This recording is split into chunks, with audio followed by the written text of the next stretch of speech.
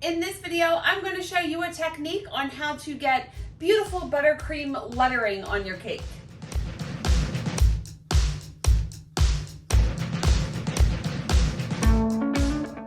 Hi, it's Karolyn. I'm back with another video, and if this is your first time here, welcome to my channel, and if it's not your first time here, welcome back. I am a professional cake decorator just outside of Philadelphia. I've been decorating cakes since 2002, and on this channel I share my tips and tricks and ways that I bake and decorate cakes to help you along your journey. So if you'd like to join me, hit the subscribe button and the bell notification so you can get notified whenever I release a new video. So in this video, writing on cakes can be a little tricky. I always say tricky for some reason, but anyway. I did post a video a year or two ago on how I write on cakes with a piping gel transfer. But this time I'm going to do it with buttercream, and buttercream doesn't transfer the same way that piping gel does, so I want to show you the technique that I do for that. What you want to do is measure the top, whoa, what was that? Measure the top or the side of the cake where you are putting the writing. And then you want to print out whatever you're putting on the cake, whatever you want to write, print it out the size that you want and in the font that you want. So this is what has to go on the cake. They asked me to put it on the top of the cake. And this font is called, what is it called? Paper Flowers. So print whatever you want to put on the cake in the font and the size that you want, and I will show you what to do. Okay. I'm gonna put this on top of the cake. This is fresh out of the refrigerator. You have to work fast. I have my needle tool, and I am going to poke holes in the letters to transfer the letters down to the cake. When you have a cross section, so I try to make sure that I poke a hole at the cross section. Sometimes you have to hold it down with your other hand so it doesn't come up. But just enough holes to make sure that you can trace the letters on the cake.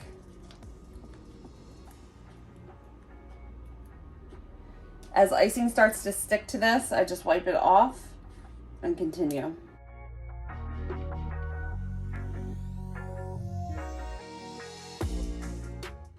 You may not be able to see me, but I'm holding my fingers on either side of where I'm placing the needle, because I don't want the paper to lift up with it.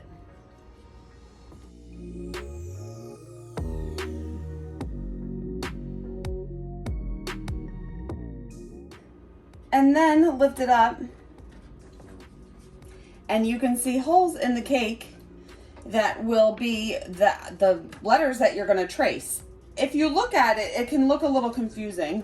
So what I like to do is keep the paper here for reference. So I have a bag of white icing. I'm going to use a number 3 tip. I think a number 4 tip is too thick. So when you write lettering, you have to support your hand and your elbow. So my elbow of the hand that I'm writing with is going to rest on the countertop. And then I'm going to support my writing hand with my other hand, or a finger or whatever will fit, to make sure that my hand's not shaking. Because if you just try to do it like this, you could be all over the place, especially if you just drank coffee. I tape the sign to the cabinet right above the cake, just for reference, so I can keep looking at the letters as I'm writing them on the cake. And I'll keep a paper towel handy so I can just wipe off the tip as it gets a little messy. I find that it's a little better to have some leverage. Is that the right word? Have a little height with your elbow. So resting my elbow on this Tupperware container is going to be a little easier for me to write on top of the cake than if it's on the countertop, right? Because I have a little more leverage. I think leverage is the right word. If I were writing on the front of the cake, then I would just want to rest my elbow on the countertop. Just a little tip there. So I'm going to support my writing hand with my bottom hand so it doesn't shake.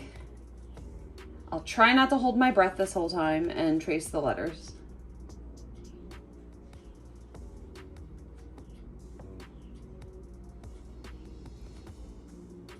So I find that as I get to the end of a line, I have to press down a little bit so it sticks to the icing.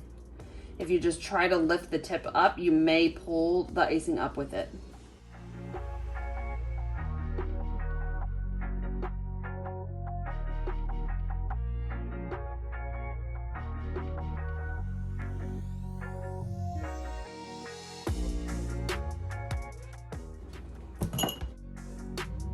Why is that so stressful? I did remind myself to breathe though. And there you go. There is your pattern transfer, your letter transfer in buttercream on your cake. So here you go. Here is your cake. Why do I always say your cake? Here's the cake with the writing on it in buttercream. Looks fabulous. One thing that I didn't mention, I'm going to put this down. I always want to put the cakes down because I don't want to drop them. When you write on cakes with buttercream and that round tip, sometimes when you lift the tip off of the cake, it forms a little point.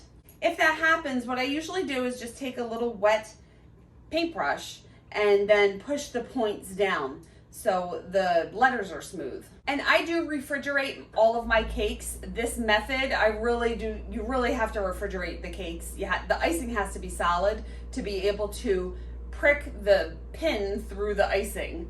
So if you do not refrigerate your cakes, you may want to check out my other video. I can link that on how I do a piping gel pattern transfer, which won't mess up the icing. So I think that is it for now. If you have any questions, leave them below. I will get back to you as soon as I can.